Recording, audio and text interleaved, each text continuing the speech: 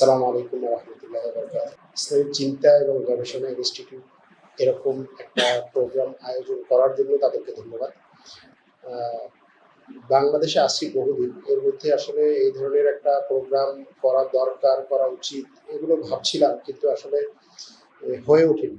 একটা ছোট আকারের একটা প্রোগ্রাম করার পরেও ওটা বিভিন্ন কারণে বাতিল হয়েছে।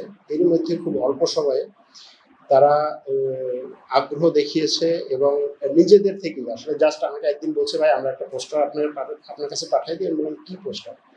দেখলাম যে হচ্ছে এরকম একটা প্রোগ্রাম। তো জাস্ট তারিখটা আমি চেঞ্জ করে দিয়েছি, এতটুকুই। তো তাদের যে আগ্রহ, তাদের চেষ্টা এবং সেই আগ্রহের কারণে আপনাদের সাথে আমার এই যে আবার একবার সামনাসামনি পরিচয় বা বসা, অনেকের সাথেই এর আগে বসা হয়েছে, কথা হয়েছে, যে কারণে এবার আর হচ্ছে খুব বেশি খারাপ লাগে না যে অনেকগুলো পরিচিত লোক। ওই দিক থেকেও অনেকেই আছেন পরিচিত। তবে যেই টপিকটা আমাকে দেওয়া হয়েছে এটা আসলে খুব কঠিন একটা টপিক। মানে কঠিন বলতে, বিশ্বের বড় বড় রাজনীতিবিদ, বড় বড় সাংবাদিক, বাঘা বাঘা বিশ্লেষক, বিশাল বিশাল লেখক যারা হচ্ছে এর উপরে শত শত হাজার হাজার পৃষ্ঠা লিখেছেন, তারা পর্যন্ত এটার কোনো সমাধান দিতে পারে না যে আসলে এটা কোথায় যাচ্ছে। এবং এমন একটা সন্ধিক্ষণে আমরা, যে গাজা ভূখণ্ড এখন এমন একটা জায়গায় এসে পৌঁছেছে যে এখান থেকে বড় ধরনের পরিবর্তন হওয়া ছাড়া কোনো উপায় নেই। মানে বড় পরিবর্তনটা কখন হয়? বাচ্চা কখন প্রসব করে? যখন মায়ের বেদনাটা একেবারে সর্বোচ্চ পর্যায়ে যায়, যে সে আর সহ্য করতে পারে না, তারপরে হচ্ছে বাচ্চা প্রসব হয়। তো গাজা ভূখণ্ডে এখন যেটা হচ্ছে, এটা না গাজাবাসীদের জন্য, না বিশ্বের মানবতাকামী মানুষের জন্য, না মুসলমানদের জন্য সহ্য করার মতো একটা অবস্থা। তো যে কারণে আমি যেটা বিশ্বাস করি যে এখান থেকে বড় ধরনের একটা পরিবর্তন আসবে, আসতে বাধ্য, আসতেই হবে। এবং ইতিহাসও এটা বলে। অনেকে আমাদের কাছে বিভিন্ন ধরনের প্রশ্ন করেন যে আপনারা সাংবাদিক, আপনারা তো আসলে কোনো কোনো ক্ষেত্রে হচ্ছে ডাকাত, কোনো কোনো ক্ষেত্রে হচ্ছে চাঁদাবাজ, কোনো কোনো ক্ষেত্রে হচ্ছে সাংঘাতিক, কোনো কোনো ক্ষেত্রে হচ্ছে কপি পেস্ট করেন, এর বাইরে তো কিছু না। আসলেই তো তাই। আমরা তো নিজেরা কিছু তৈরি করি না। আমরা বাজার থেকে বিভিন্ন ধরনের তরি তরকারি কিনে নিয়ে এসে খাবার তৈরি করে পরিবেশন করি আপনাদের সামনে, এতটুকু কাজ। তো সেই যে বাজার থেকে নিয়ে আসা, মানে সেই যে সংবাদগুলো, এই বাজারে এত বেশি ধরনের ফরমালিন যুক্ত এবং নষ্ট ভেজাল এত বেশি, যে ওগুলোর ভিতর থেকে ভালোটা, সঠিকটা এবং এই বিষমুক্তটাকে বের করে নিয়ে এসে খাবার তৈরি করা বিশাল একটা কঠিন কাজ। সেই কাজটা আমরা করার চেষ্টা করছি। এর মধ্যে অনেক সময় এরকম ঘটে যে আমরা একটা তথ্য দিচ্ছি, পরবর্তী দেখা যায় আসলে এটা সঠিক না। কারণ আমরাও তো একটা, দুইটা, তিনটা সোর্স থেকে নিয়ে আসি বা যাচাই বাছাই করি। আমাদের যাচাই বাছাই বাইরে অনেক সময় দেখা যায় যে আসলে তথ্যগুলো সঠিক হয় না। তো গাজা ভূখণ্ডে এখন যেটা হচ্ছে, সর্বশেষ যেটা, সেটা হচ্ছে যে গাজা ভূখণ্ড নিয়ে একটা যুদ্ধবিরতির কাছাকাছি চলে আসছে, যেখানে হামাসও সেই যুদ্ধবিরতিকে মোটামুটি পর্যায়ে মেনে নিচ্ছে 98%। যুদ্ধবিরতিটা কি? সেটা হচ্ছে গাজা ভূখণ্ডে হামাস থাকবে না, একটা অরাজনৈতিক একটা অর্গানাইজেশন বা অরাজনৈতিক একটা সরকার সেখানে গঠন হবে, তারা গাজা ভূখণ্ডকে পরিচালনা করবে। এবং সেই অরাজনৈতিক সরকারটা কারা হবে এটা নিয়ে এখনো পর্যন্ত মানে ফাইনাল কোনোটা আসে না। যেমন হামাস মনে করছে এই অরাজনৈতিক সংগঠনের মধ্যে তাদের অরাজনৈতিক ব্যক্তিরাও থাকবে, আবার আল ফাতাহ মনে করছে যে শুধুমাত্র তারাই থাকবে এখানে। আবার এই হামাস এবং আল ফাতার বাইরে সংযুক্ত আরব আমিরাত ভিত্তিক যে ফিলিস্তিনি একটা একল বা একটা গ্রুপ আছে, তারা মনে করছে যে তারাও থাকবে। আর ইসরায়েল মনে করছে যে হামাস ছাড়া যেই থাকুক পরবর্তীতে তারা আমার তাবেদার হবে, এরকম একটা পরিস্থিতি। এখন এই পরিস্থিতি আসলে গাজাকে রক্ষা করবে কিনা? আমার কাছে মনে হয় যদি আমরা রক্ষা করা বলতে গাজাকে বসবাস উপযোগী করে বর্তমান যে অবস্থায় আছে এই অবস্থাটাকে রক্ষা করা, এটা আমার কাছে মনে হয় করবে না গাজা। কারণ গাজা ভূখণ্ডে এই যুদ্ধ শুরু হওয়ার পর থেকে গাজাকে রক্ষা করার জন্য আল্লাহ এবং গাজাবাসী ছাড়া আর কেউ কিছু করে না। বাস্তবিক কেউ কিছু করে না, করতে পারে নাই। তাদের অক্ষমতা, তাদের রাজনৈতিক সমস্যা, তাদের অর্থনৈতিক, তাদের সামরিক বিভিন্ন দিক আছে, কিন্তু বাস্তব কথা হচ্ছে কেউ করে না। এবং এখনো এমন কোনো কিছু নেই যে কেউ কিছু করবে। ইসরায়েলের প্রধানমন্ত্রী বলছে যে আমি একটা নৈতিক এবং ধর্মীয় দায়িত্ব নিয়ে কাজ করছি। ধর্মীয় দায়িত্ব কি? গ্রেটার ইসরায়েল প্রতিষ্ঠা করা, এটা তার ধর্মীয় দায়িত্ব। তো যদি সে এটাকে ধর্মীয় দায়িত্ব বলে তাহলে এটা হচ্ছে তার একটা ধর্মযুদ্ধ। এখন এক পক্ষ ঘোষণা দিয়ে ধর্মযুদ্ধ করছে, আরেক পক্ষ চোখ বন্ধ করে আছে। সে ওটাকে গাজার উপরে মানবিক অত্যাচার হচ্ছে, গাজায় মানুষ মারা হচ্ছে, সেখানে অমানবিক কর্মকাণ্ড হচ্ছে, এভাবে আমরা বর্ণনা দিচ্ছি। কিন্তু এই ঘটনাটাকে একেবারে শুরু থেকেই তো ইসরায়েলের হত্যাকর্তা যারা, তারা সবাই বিভিন্ন সময়ে তাদের ধর্মীয় গ্রন্থের রেফারেন্স টেনে কখনো কখনো প্রকাশ্যে, কখনো কখনো মিডিয়ার সামনে একেবারে সরাসরি এই বক্তব্যগুলো দিয়েছে যে আমরা এখানে একটা ধর্মযুদ্ধ চালাচ্ছি এবং এই ধর্মযুদ্ধে আমাদের প্রতিপক্ষ যারা আছে এদেরকে পুরোপুরি শেষ করে না দেওয়া পর্যন্ত আমরা ঘরে ফিরব না। এখন এই পুরোপুরি শেষ করে দেয়াটা যেমন অসম্ভব, তেমন ওই জায়গাটার দখল নিয়ে দখলে রাখাটাও অসম্ভব। আমি মাঝে মাঝে বলি যে মসজিদে আকসা, জেরুজালেম, আল কুদুস, গাজা ভূখণ্ড, ফিলিস্তিন, এটা হচ্ছে আপনার কাছে হীরার টুকরার মতো। আপনারা যে কেউ নিজেরা চিন্তা করেন যে আপনি এখন যেই লেভেলে আছেন, আপনার কাছে যদি বড় একটা হীরার টুকরা দেয়া হয়, আপনি আজকে ঘরে গিয়ে ঘুমাতে পারবেন। আপনি চিন্তা করবেন সে সিরিয়ার অর্ধেক দখল করবে। সিরিয়ার সাধারণ মানুষও তো তখন এই যে সিরিয়ার ধরেন মানে একেবারে সেকুলার একজন, সেও তার ভূখণ্ড রক্ষার জন্য ইসরায়েলের বিরুদ্ধে লড়তে হবে। মিশর একইভাবে লড়বে না কে? ইরান। কারণ তার ভূখণ্ডের প্রতি ইসরায়েলের কোনো নজর নাই। ইসরায়েলের যে গ্রেটার ইসরায়েল, এই গ্রেটার ইসরায়েলের মধ্যে কে কে আছে? মিশরের ভূখণ্ড আছে, জর্ডান আছে, সৌদি আরবের ভূখণ্ড আছে, লেবানন আছে, ইরাক আছে, সিরিয়া আছে, তুরস্ক আছে। তো আপনার নারী ধরে যখন টান দিবে তখন স্বাভাবিকভাবেই আপনি এটার বিরুদ্ধে দাঁড়াতে হবে। এখন সেই দাঁড়ানোটা কখন হবে, কিভাবে আমরা জানি না। যেমন 2023 সালে যখন এই আক্রমণটা হলো, তারপরে ইসরায়েল যেভাবে পাল্টা আক্রমণ শুরু করলো, আমরা জানতাম না তখন যে 2 বছর পর্যন্ত বা 2.5 বছর পর্যন্ত কোনো ধরনের সাপোর্ট ছাড়া হামাস টিকে থাকতে পারবে, এটা আমরা কেউ জানতাম। কিন্তু এখনো পর্যন্ত টিকে আছে কোনো ধরনের সাপোর্ট ছাড়া। আমরা যতই বলি গোপনে অমুকে সাপোর্ট দিচ্ছে, অমুকে, কোনো গোপনে সাপোর্টে কিছু ছিল, কোনো ধরনের সাপোর্ট ছাড়া সে টিকে আছে এখনো পর্যন্ত। এতটুকু জায়গা, এতটুকু ভূখণ্ড, যেটা প্রত্যেকটা ইঞ্চি না সেন্টিমিটার পর্যন্ত হচ্ছে খুঁজে বের করা সম্ভব, এই ধরনের টেকনোলজিও তাদের আছে ইসরায়েল, কিন্তু তারপরও টিকে আছে। কিসের ভিত্তিতে আছে? এই যে একটু আগে বললো যে গাজা ভূখণ্ডে যে লড়াইটা চলছে, এটা আসলে আপনার আমার মান সম্মান বাঁচানোর লড়াই তারা করছে। আমরা মুসলিম বিশ্বে বিভিন্ন জায়গায় জিহাদ করে শেষ করে ফেলছি, একেবারে মানে মুসলমান মায়েরা জিহাদ করে অনেক কিছু করে ফেলছে, কিন্তু তারা আমাদেরকে দেখাচ্ছে যে আসলে আসল জিহাদটা কিভাবে করতে হয়। এবং সেই জিহাদের ক্ষেত্রে শুধুমাত্র আমি গায়ে একটা বোমা সেট করে গিয়ে কোনো এক জায়গায় 5 জন মানুষকে উড়িয়ে দিলাম, বিষয়টা সেরকম না।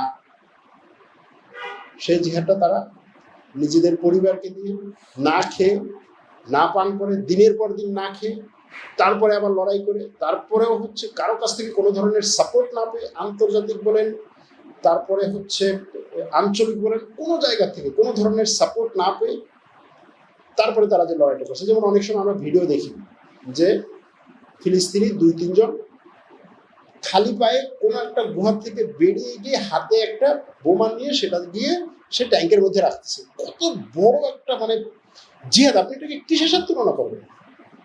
সে দিনের পর দিন না খাওয়া, দিনের পর দিন সে না খেয়ে আছে, পানি পান করতে পারছে না।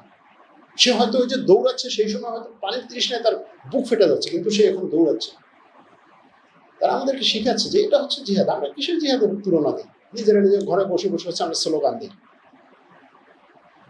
এবং এই যেটা, এটার মাধ্যমে সে আগামীর মুসলিম বিশ্বকে তৈরি করছে, আসলে তৈরি করছে। আপনি চিন্তা করুন যে যেই যুব সমাজ আজকে টিকটক নিয়ে পড়ে থাকার কথা, সেই যুব সমাজ এইগুলো নিয়ে স্টাডি করছে, যেটা কেন হচ্ছে, কিভাবে হচ্ছে। শুধুমাত্র মুসলিম যুব সমাজের কথাই বললাম না, ওয়েস্টার্ন কান্ট্রিতে, ইউরোপে, আমেরিকাতে, চীনে তারা চিন্তা করছে যে এটার ঘটনাটা কি, এক হচ্ছে কেন হচ্ছে, আবার ওরা কিভাবে টিকে আছে, কিসের ভিত্তিতে টিকে আছে। এবং আমাদেরকে যে গত 100 বছর ধরে আমাদের ধর্মীয় বিভিন্ন ধরনের যে পুত পবিত্র যে জিনিসগুলো, ধরুন ইসলামিক রাষ্ট্র বা ইসলামিক স্টেট, তারপরে ধরেন নারায়ে তাকবীর আল্লাহু আকবার স্লোগানগুলো, ইসলামী রাষ্ট্র প্রতিষ্ঠা, জিহাদ, এই শব্দগুলোকে অন্তঃসার শূন্য করে, পরিকল্পিতভাবে অন্তঃসার শূন্য করে মুসলিম বিশ্বের মধ্যে মুসলমানদের দ্বারা এমনভাবে এইগুলোকে কি বলে এটাকে, মানে ঘৃণিত করা হয়েছিল। সেখান থেকে এই গাজা ভূখণ্ড আবার এই শব্দগুলোকে, এই টার্মিনোলজিগুলোকে পরিশোধন করছে আপনার জন্য, আমার জন্য, মুসলিম বিশ্বের জন্য। আমি জিনিসটাকে এভাবে দেখি। আর আরেকটা বিষয় হচ্ছে, যদি আপনি ধর্মীয় দিক থেকে চিন্তা করেন, একটা মুসলিম একটা মানুষের দুনিয়ায় আসার পরে তার প্রধান বাস্তবতাটা কি? সে মারা যাবে। এইটা হচ্ছে একেবারে নিশ্চিত জিনিস। আপনি কোথায় বিয়ে করবেন, কোথায় থাকবেন, কোন ঘরে থাকবেন, কোন দেশে বসবাস করবেন, ব্যবসা কিরকম করবেন, কোন চাকরিটা করবেন, কতগুলো সন্তান হবে, কোনোটাই নিশ্চিত। কিন্তু একটা জিনিস নিশ্চিত, যে আপনি মারা যাবেন, যেথায় হোক, যেভাবেই হোক। সেই মারা যাওয়ার ক্ষেত্রে আপনি আল্লাহর পক্ষ থেকে দেয়া দায়িত্ব আপনি কতটুকু পালন করে যাচ্ছেন, এটাই হচ্ছে বড় জিনিস। সেই দিক থেকে গাজাবাসী, ফিলিস্তিনিরা তাদের দায়িত্ব সর্বোচ্চভাবে পালন করে যাচ্ছে। তাহলে এই ক্ষেত্রে পিছিয়ে আছি কে? আপনি আমি পিছিয়ে আছি, এবং তারা দেখিয়ে যাচ্ছে যে দায়িত্বটা এইভাবে পালন করতে হয়। এখন এই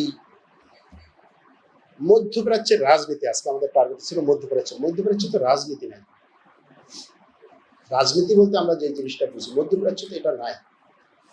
এটাকে মধ্যপ্রাচ্যের রাজনীতিটাকে, অথবা যদি এভাবে বলি যে গাজা ভূখণ্ডকে কেন্দ্র করেই, আমি মাঝে মাঝে বলি যে ফিলিস্তিন বা গাজা ভূখণ্ডকে কেন্দ্র করেই এরপরে যতগুলো বড় বড় যুদ্ধ হয়েছে বা যতগুলো বড় বড় সংঘাত হয়েছে, সবকিছুই এই ভূখণ্ডটাকে কেন্দ্র করে, পরোক্ষভাবে কখনো প্রত্যক্ষভাবে। আপনি উপসাগরীয় যুদ্ধ বলেন, আপনি ইরানের সাথে ইসরায়েলের সংঘাত বলেন, আপনি আরব দেশগুলোতে যত ধরনের সমস্যা আছে এগুলোকে বলেন, আরব দেশগুলোর যে রাজতন্ত্র, আরব দেশগুলোকে যে দুর্বল করে রাখা, আরব দেশগুলোর এত অর্থ থাকার পরেও তাদের গবেষণায়, টেকনোলজিতে, সামরিক ক্ষেত্রে, এরপরে বিজ্ঞানী তৈরিতে তাদের যে কোনো ইনভেস্টমেন্ট না করা, এই সব কিছুই হচ্ছে এই ভূখণ্ডটাকে নিয়ে। হয়তো গত 100 বছরে অনেক দূরে সরিয়ে দিই, এবং তার সেই শান্তির জন্য যা করা দরকার সে তাদেরকে করবে। এবং ওয়েস্টার্ন ওয়ার্ল্ড বলতে আমরা যেটা বুঝি, যে অস্ট্রেলিয়া, নিউজিল্যান্ড, দক্ষিণ কোরিয়া, জাপান এবং ওয়েস্টার্ন ওয়ার্ল্ড, এরা ইসরায়েলের কাছে প্রথম বিশ্বযুদ্ধেই দায়বদ্ধ, যে তোমাকে আমি নিরাপত্তা দেব, তোমার বিরুদ্ধে আমি কিছু বলবো না। দায়বদ্ধ একেবারে লিখিতভাবে। এখন যদি বলেন যে এটার লিখিত দলিল আপনার কাছে, দলিল নেই, কিন্তু প্রমাণ আছে। অস্ট্রেলিয়ার প্রধানমন্ত্রী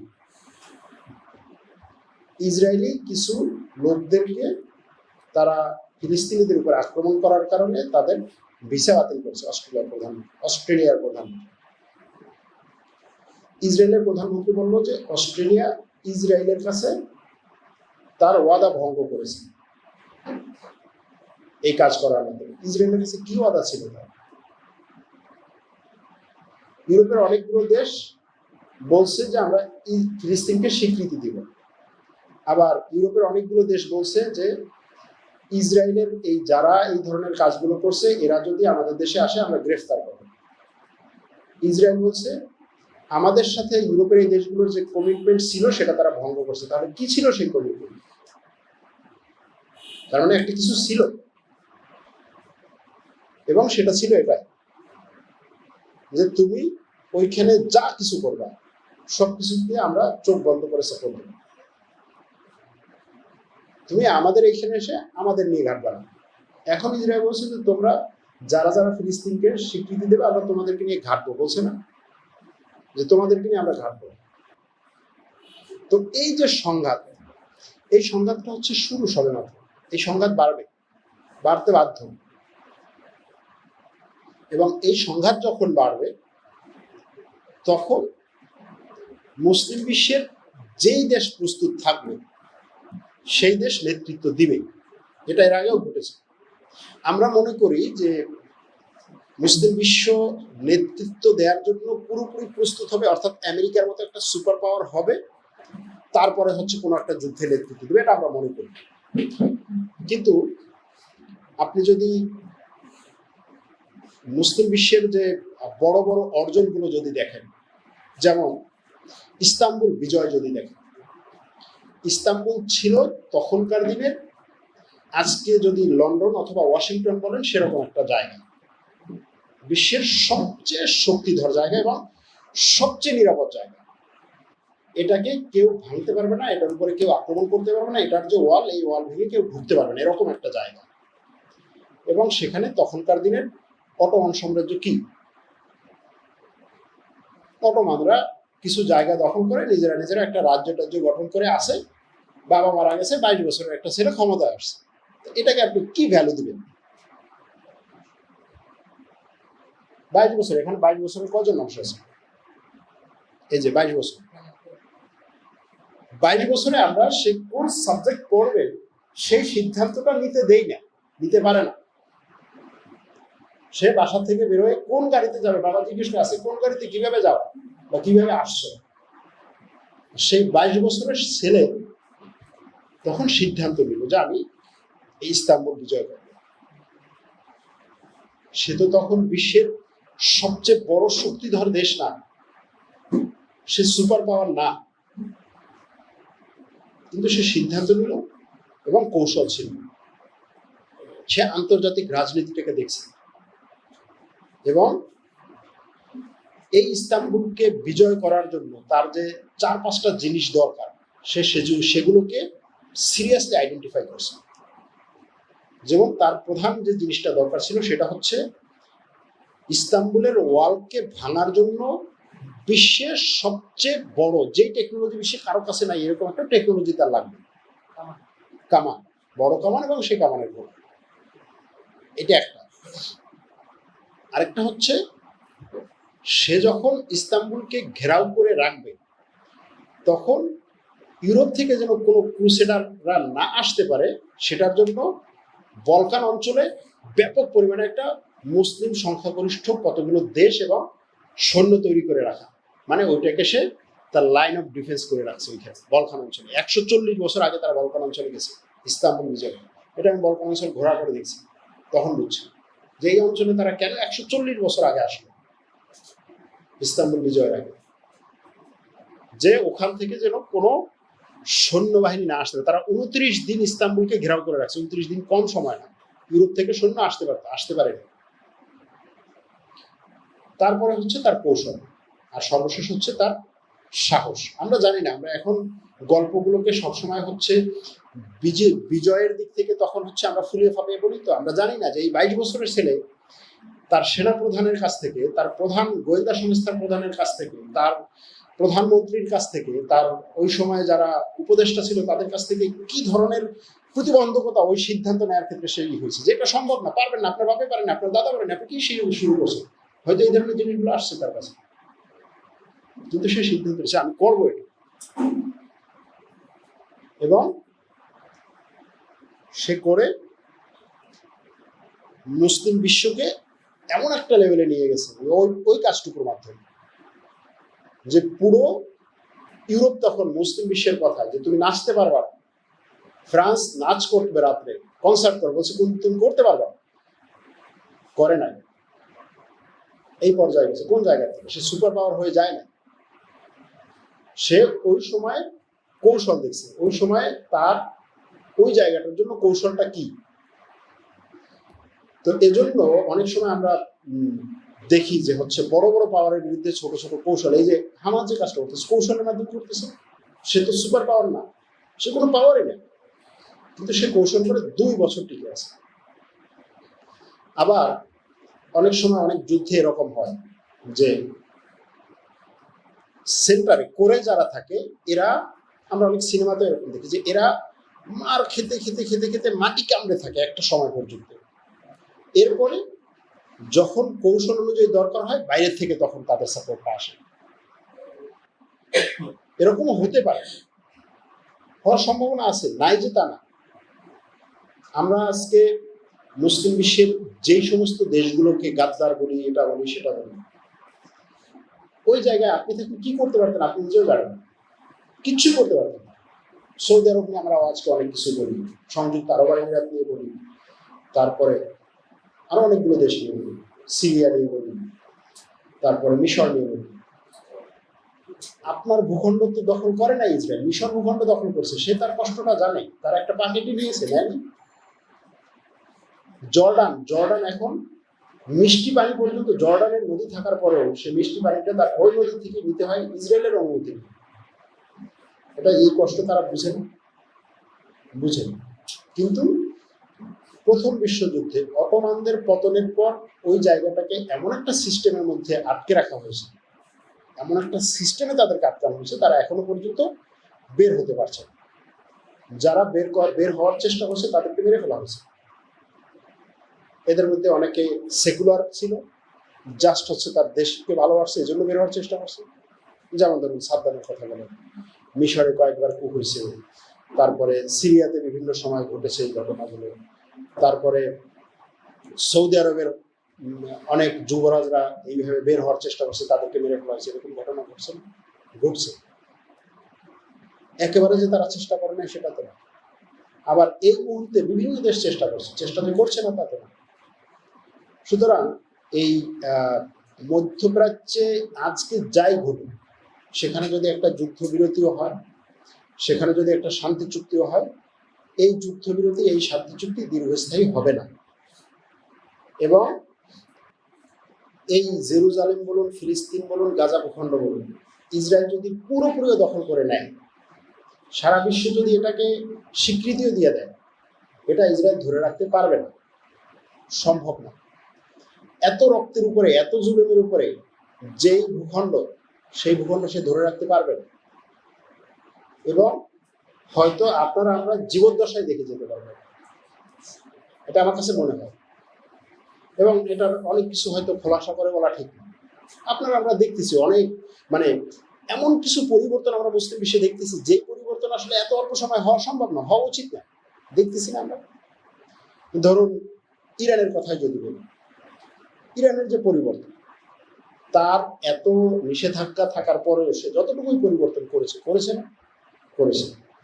আবার ধরুন সিরিয়াতে যে একটা পরিবর্তন, একটা বড় ধরনের পরিবর্তন, এটাকে আপনি পক্ষে বলেন বিপক্ষে বলেন যাই বলেন, কিন্তু আপনি তো এটা বলতে পারবেন না যে সিরিয়ায় সংখ্যালঘু একটা গ্রুপ পুরো দেশটাকে শাসন করছে, এটা তো আপনি বলতে পারবেন না, সেটা তো নাই।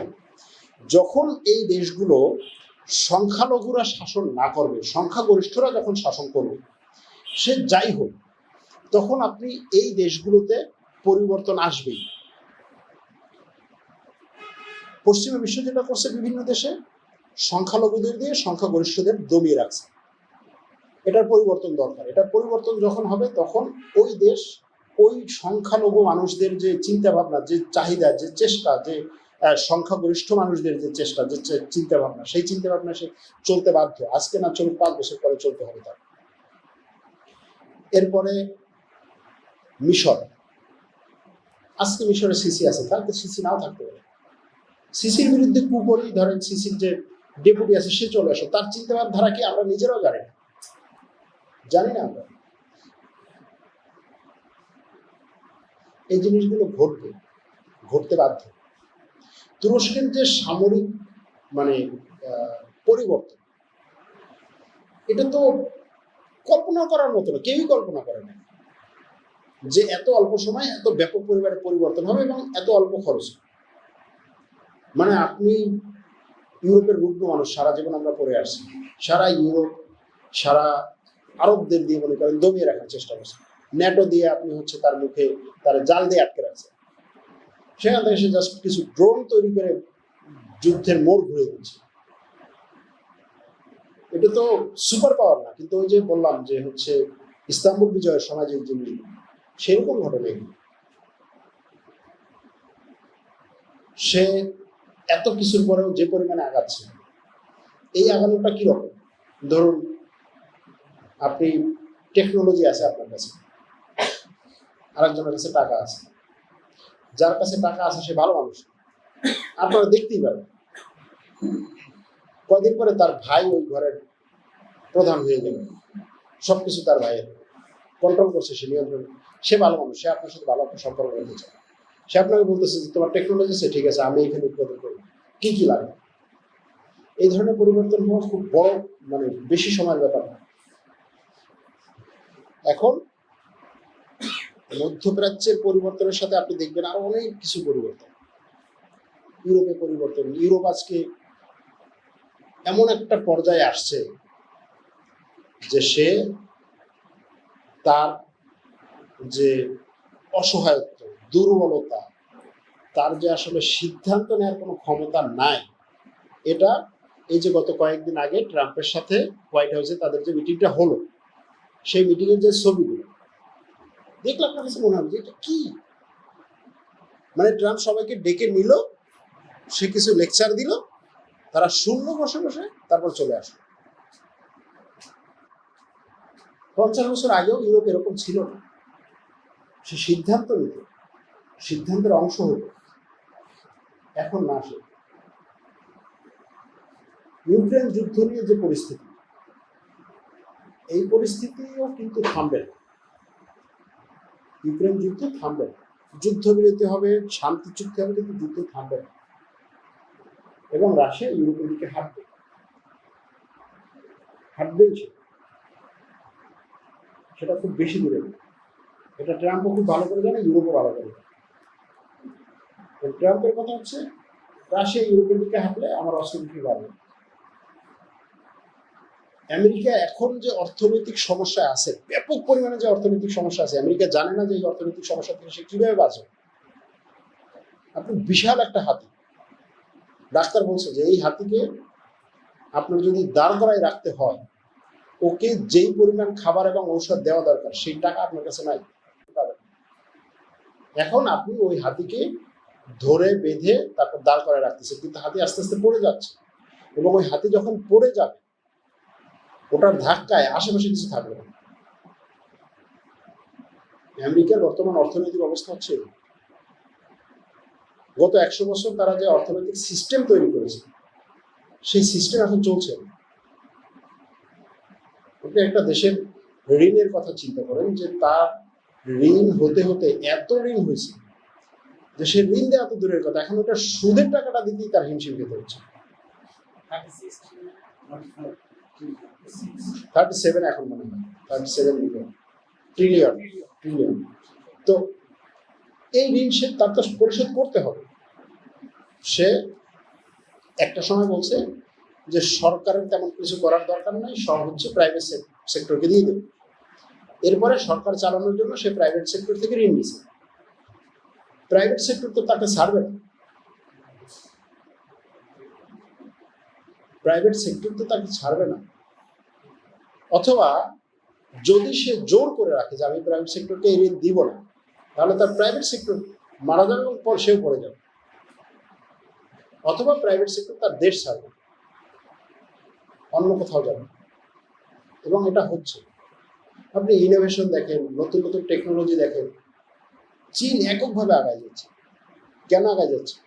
একটাই কারণ, সে বলছে আমি নাটাই ছাড়বো না আমার হাত থেকে। সরকার কিন্তু সেখানে কন্ট্রোল করতেছে সরকার। এই যে নিও লিবারাল যে ইকোনমি বা রাজনৈতিক সিস্টেম, এই সিস্টেম ধ্বংস হয়ে যাচ্ছে এবং এটা খুব সম্ভবত ট্রাম্পের হাতেই এটা লাস্ট ব্রেকটা পড়বে। তো এই যে পুরো ঝামেলাটা, এই ঝামেলায় কেউ সামনে আগায় আসবে না, এই সমস্যায় কেউ সামনে আগায় আসবে না, কোনো দেশ আসবে না। আসবে মধ্যপ্রাচ্য থেকে, আসবে মুসলিম বিশ্ব থেকে, আসবে। আপনি আমি চিন্তা করি না, কিন্তু অনেক দেশ আছে চিন্তা করেন। হ্যাঁ, কিন্তু গাজায় এখন মানুষ মারা যাচ্ছে, 50,000 বা 1,00,000 মানুষ মারা গেছে, হয়তো আরো বেশি মানুষ মারা যাবে। হয়তো গাজা ভূখণ্ডে কেউই থাকবে না, পুরো গাজা ভূখণ্ড তারা দখল করে নেবে। হয়তো সেখানে ট্রাম্পের পরিকল্পনা মতো সে সেখানে ব্যাপক টাইপের একটা প্রমোদ নগরীও বানাতে পারে। কিন্তু ওইটা হচ্ছে এমন একটা হীরার টুকরা যেটাকে রক্ষা করা এত সহজ না। আপনার ক্রুসেডের কথা চিন্তা করেন, ইউরোপ থেকে ক্রুসেডাররা কতবার এসেছে, রক্তের বন্যা বয়ে দিয়েছে। ইস্তাম্বুল হইয়া তারপরে তুরস্কের মধ্যে হয়ে তো পুরো বারবার এই ক্রুসেডার আসছে। যেই সমস্ত এলাকা দিয়ে গেছে, ওই এলাকায় মুসলমান বাড়ি ঘর গ্রাম সব জ্বালাই করে দিয়ে গেছে। সেখান থেকে আবার এই জেরুজালেম, এই ফিলিস্তিন মুসলমানদের হাতে গেছেন। এমনকি এরকম বলা হয় যে ক্রুসেডাররা এত মানুষ মারছে যে ফিলিস্তিনের জেরুজালেমের রাস্তায় হাঁটু পর্যন্ত রক্ত দেখা গেছে, হাঁটু পর্যন্ত রক্ত। সেটার কাছে এটা কিন্তু আসলে কিছু, যদি আমরা ওইভাবে দেখি। এবং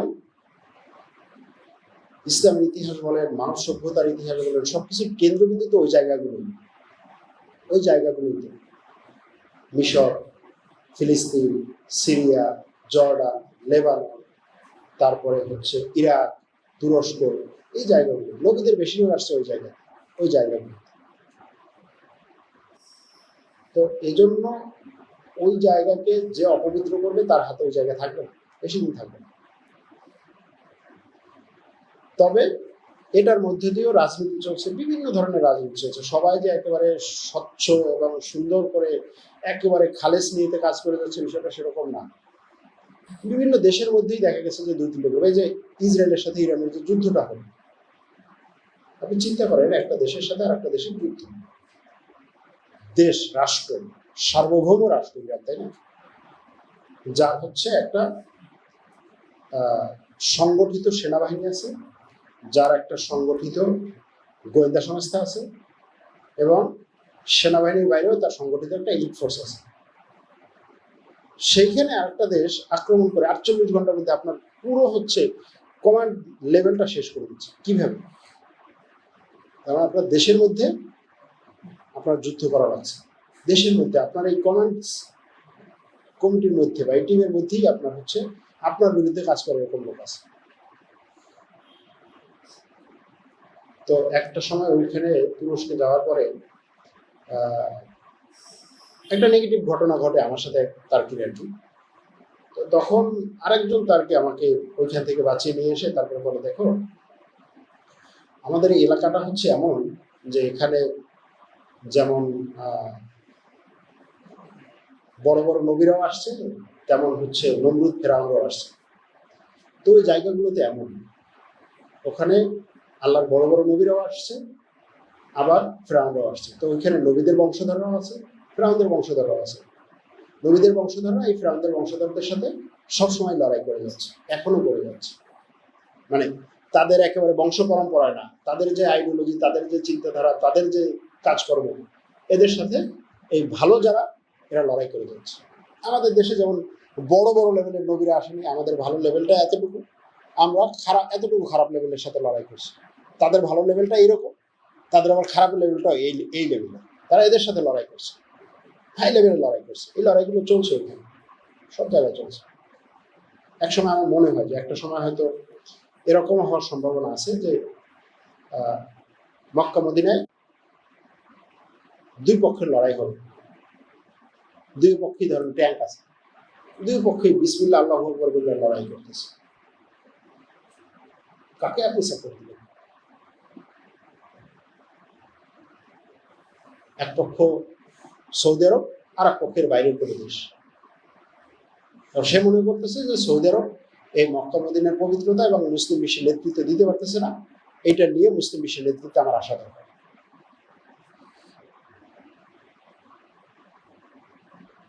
অল্প কিছুদিন আগে, কত মনে হয় 80-র দশকে একবার এরকম ঘটছে না, কাবা শরীফকে একেবারে ঘেরাও করে তারপরে হচ্ছে কাবা শরীফের দখল নিয়ে নেওয়ার জন্য বিশাল একটা গ্রুপ কাজ করছে 79 সালে।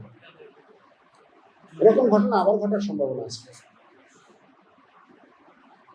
তো এই জন্য মধ্যপ্রাচ্যের রাজনীতি আসলে সহজ না, এবং ওই 5 মিনিটে ওই খবর পড়ার মতো রাজনীতিটাকে আমি হচ্ছে একেবারে সহজ করে বলে দিলাম, সব সমাধান হয়ে গেলে এটা সরল কোনো সমাধান না।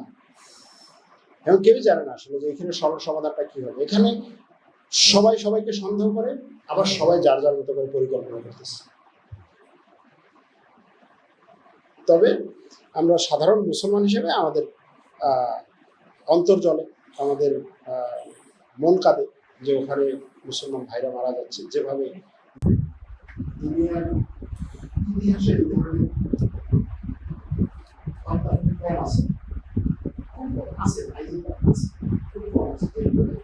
ঘোষণা যে নারী, শিশু, পুরুষ জীবিত জায়গায়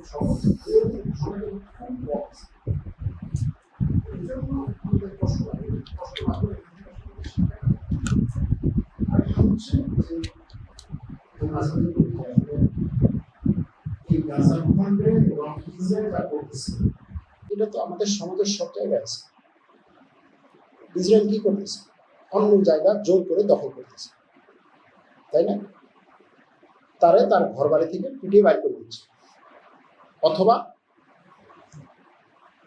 নিজের তৈরি করা আদালতে একটা রায় নিয়ে এসে বলতেছে যে এই ঘরের মালিক তুমি না, বুলডোজার দিয়ে ঘর ভেঙে দিতেছে। অথবা আপনার ছেলের সামনে আপনাকে এমনভাবে পিটাচ্ছে যে আপনার ছেলে শেষ পর্যন্ত তার গায়ে হাত তুলতে বাধ্য। তখন সে বলতেছে দেখো এই ছেলে হচ্ছে আমার সাথে বেয়াদবি করতেছে, এটা করতেছে। অথবা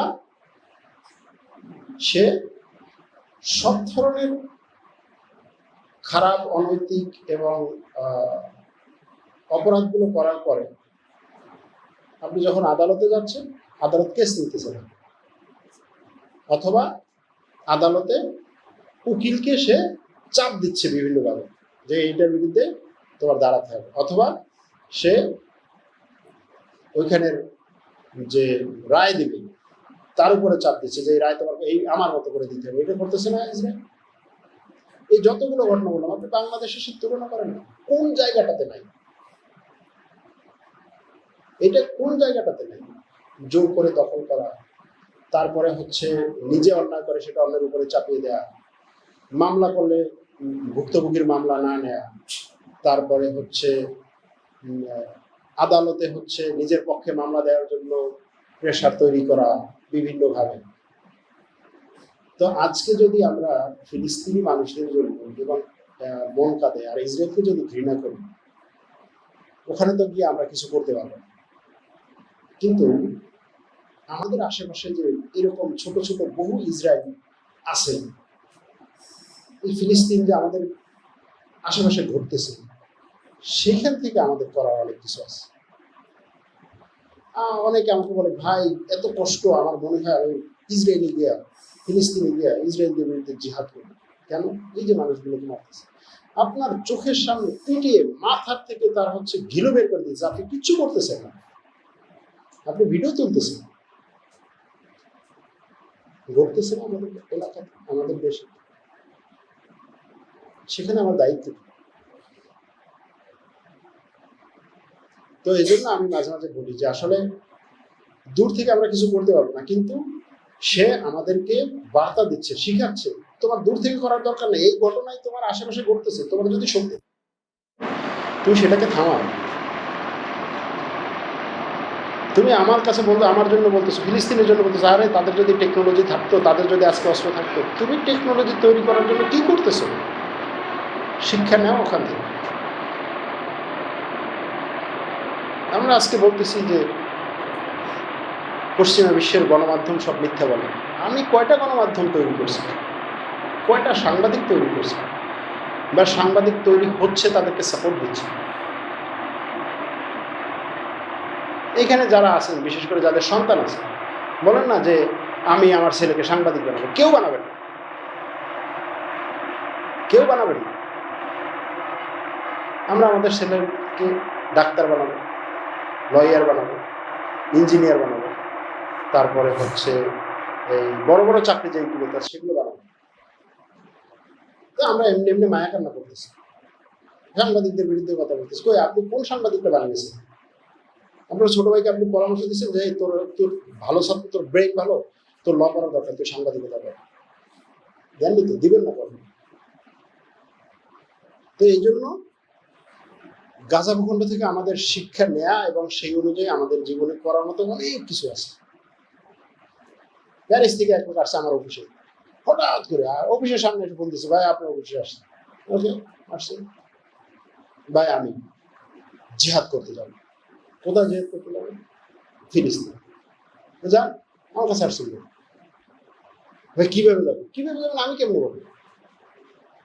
ভাই আপনি যেভাবে কথাবার্তা বলেন, আপনার পরিচয় আছে মনে হয়। আমি বললাম আমার কারোর সাথে পরিচয়, আমি জানি না এরা কারা। ভাই কিভাবে যাবে? আমি বললাম যে তুরস্কের বর্ডারে যান, ওইখান থেকে সিরিয়া যান। তো তুরস্কের বর্ডারে গেলে কার সাথে যাবেন? কার সাথে দেখা করবেন? আপনি বর্ডারে যাবেন, বর্ডার দিয়ে পার হইতে যাবেন, তুরস্কের সেনাবাহিনী আপনার ধরবে, ধরে জেলে করবেন। তারপর আপনি কিছুদিন জেলে থাকবেন।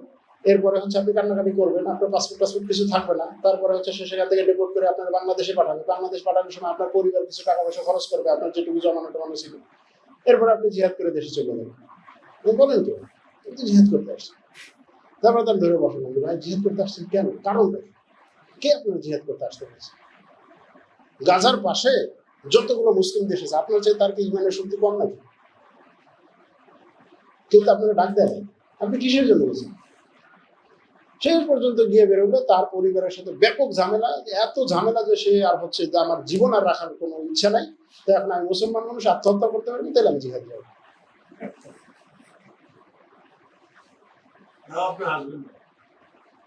তো এরপরে তাকে অনেক বুঝাই টুঝাইয়া তারপরে হচ্ছে ইউটি করে টোরে তারপর শেষ পর্যন্ত সে চলে গেছে, আবার ফেরত গেছে। তো এখন সঠিক শিক্ষাটা নেওয়া দরকার আমাদের এইখান থেকে, এই ঘটনাগুলোর থেকে। শুধুমাত্র যে হচ্ছে আমার একটা আবেগ আছে, ইচ্ছা আছে, দৌড় দিলাম। ভাই আপনার এখান থেকে শিক্ষা নেওয়ার মতো 100টা জিনিস আছে যেটা আপনি আপনার আশেপাশে প্রয়োগ করতে পারেন। এই গাজা ভূখণ্ডের নাম দিয়ে যে কত মানুষ কত টাকা কামাই করছে। ভাই যেখানে গাজায় রাষ্ট্রীয়ভাবে একটা ত্রাণ পৌঁছানো সম্ভব না, সেখানে আপনি ভিডিও শেয়ার করতেছেন, বেগুন নিয়ে এসে বস্তা বস্তা বেগুন নিয়ে এসে সেগুলো কাটতেছেন, পেঁয়াজ কাটতেছেন, মশলা দিতেছেন, রান্না করতেছেন। সেই রান্না ব্যাপকভাবে একটা আয়োজন করে আপনি মানুষের সাথে, কোথায় পাইছেন এই জিনিস? যেখানে রাষ্ট্রীয়ভাবে পৌঁছানো সম্ভব না, যেখানে ইসরায়েলের এবং আমেরিকার একটা দুটা মানে গোয়েন্দা সংস্থার কোম্পানি, ত্রাণ কোম্পানি আর কি বলে, তারা পরিকল্পিতভাবে ত্রাণ দিয়ে মানুষ মারতেছে। সেখানে আপনি এত চমৎকারভাবে ভিডিও করে করে ত্রাণ দিতেছেন, আবার বাংলাদেশের নামও নিতেছেন, আবার সেটা দিয়ে টাকা উঠাইতেছেন। কই পেয়েছেন? কিভাবে সম্ভব?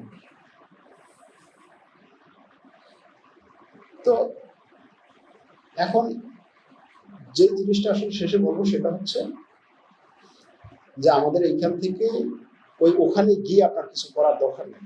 আপনার আল্লাহ আপনার কাছ থেকে ওইটা চায় না। আপনি ওইখান থেকে দেখেন, দেখে আপনার আশেপাশে দেখেন যে আপনার গ্রামে কয়টা ফিলিস্তিন, কয়টা গাজা, কয়টা ইসরায়েল আছে। দখল হচ্ছে না। ধর্ষণ করার পরে ধর্ষিত জায়গায় কেস করতে পারে না। তো এটা গাজা ভূখণ্ডের চেয়ে খারাপ কোন জায়গা থেকে যাবে? একজনকে হত্যা করা হচ্ছে, সেই হত্যাকারের মা গিয়ে কেস করতে পারতেছে না, কেস দিতেছে না। এমনকি গ্রামবাসী বলতেছে, থাক তুমি ওর বিরুদ্ধে যাইও না, মেয়ে মারা গেছে, ঠিক আছে, তুমি মনে করো যে আল্লাহ এলাই গেছে, তো আমরা তো সেই গাজা ভূখণ্ডের ঘটনা করতে যে মারা গেছে, কিছু করার দরকার নেই, কেউ কিছু করতে পারতেছে না, থাক।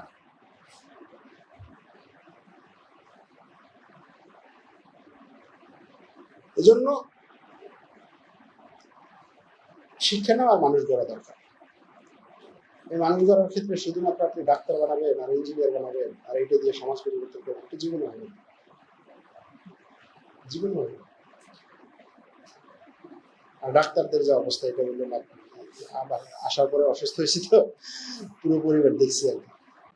অটোমান সাম্রাজ্য কেন ধ্বংস হল, এবং অটোমান সাম্রাজ্য ধ্বংস হওয়ার পরে যে রাষ্ট্রগুলো গঠন হলো, কিভাবে এই রাষ্ট্রগুলো গঠন হলো, এই রাষ্ট্রগুলোর যে দায়িত্ব দেওয়া হলো, কাকে কেন দায়িত্ব দেওয়া হলো। যেমন যদি আমরা দেখি যে ওই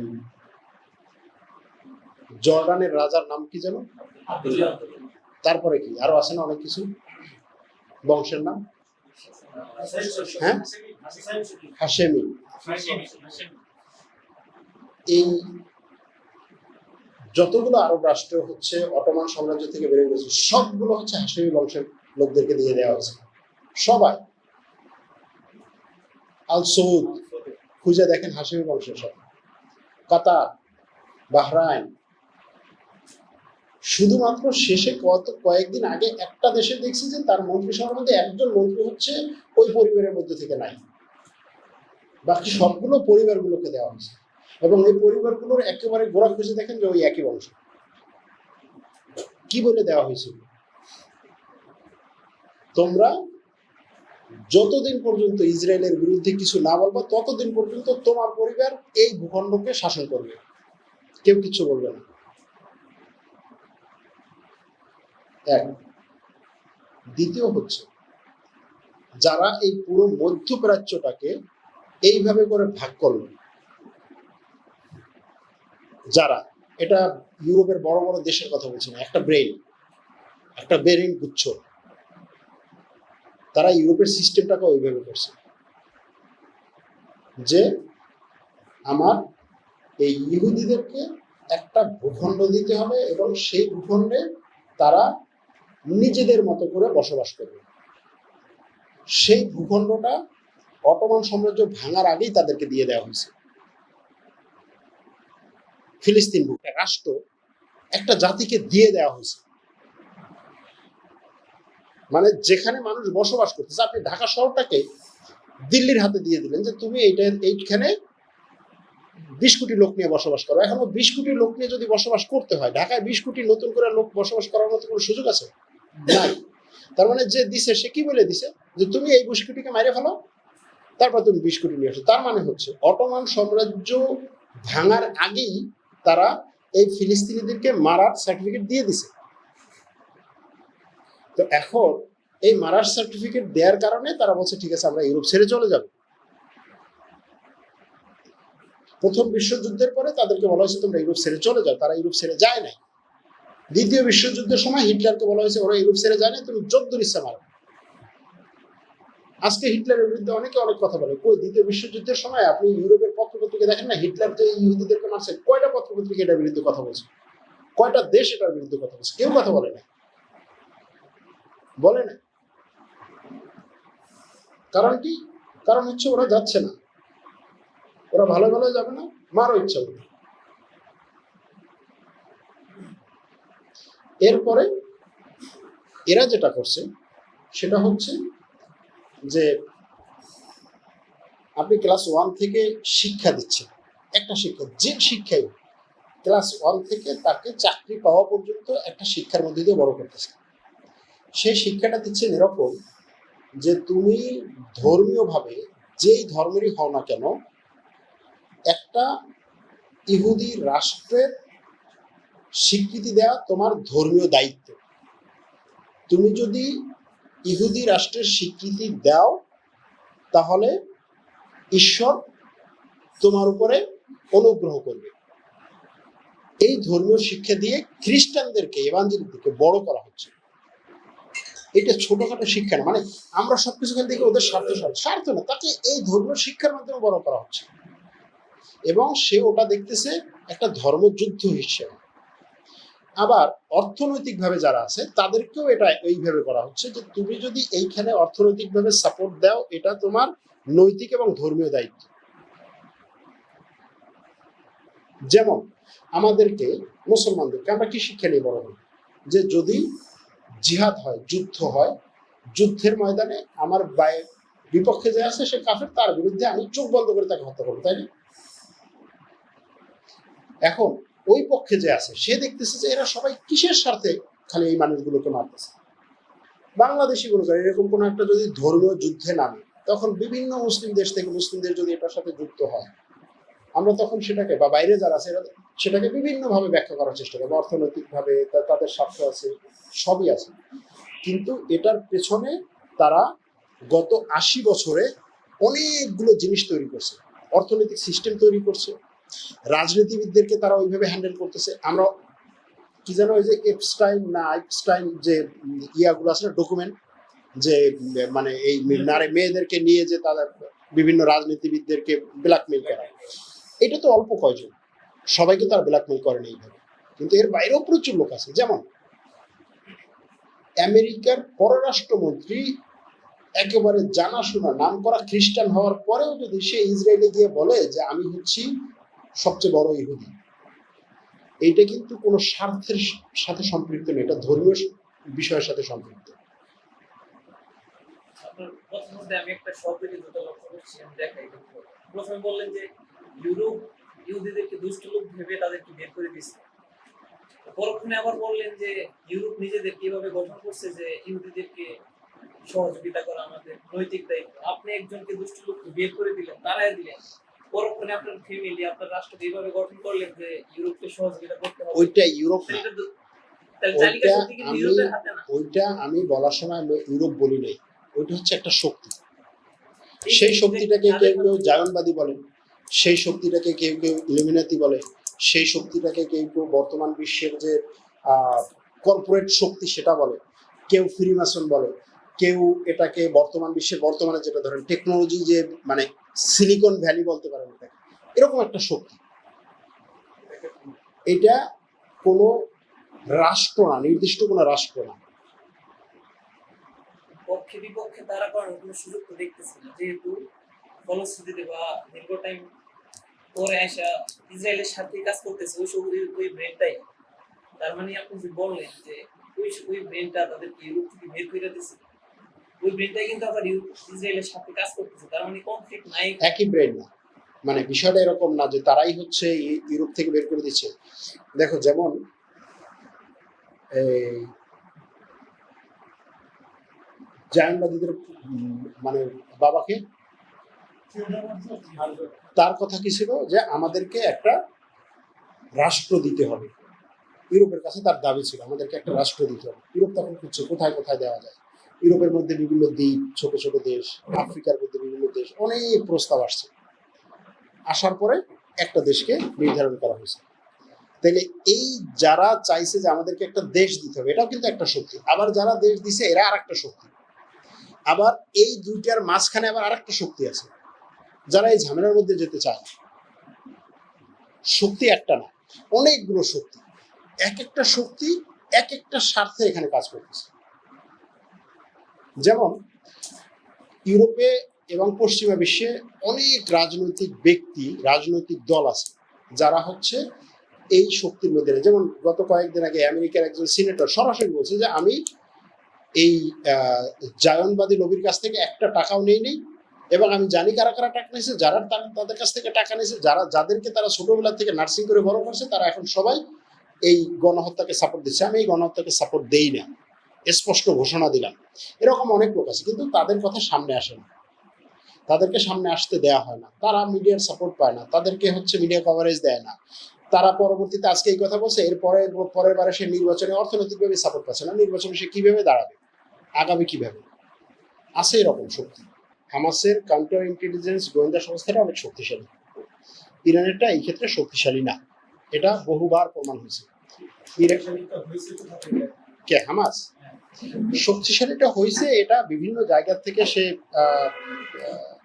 ট্রেনিং দিছে, বিভিন্ন জায়গা থেকে। সেটা এরকম না যে হচ্ছে অন্য কোনো দেশের গোয়েন্দা সংস্থা গিয়ে তাকে ট্রেনিং দিছে, সে নিজের মতো করে হচ্ছে বিভিন্ন জায়গা থেকে ট্রেনিং নিছে এবং ওই পরিস্থিতির উপর ভিত্তি করে সে কাউন্টার ইন্টেলিজেন্স সব দেশ করে। ইরান এটাতে অনেক দেরি করছে, ইরানের অনেক আগে হামাস এটা করছে। আর হামাস তো শুধু হামাস না, আজকে হয়তো ইরানের সাথে বা মিশরের সাথে হামাসের বা মুসলিম বিশ্বের সাথে হামাসের একটা অনেক দূরত্ব তৈরি হয়েছে, কিন্তু একটা সময় আগে হামাসের সাথে ইখওয়ানের একটা ভালো রকমের যোগাযোগ ছিল, পরিচয় ছিল।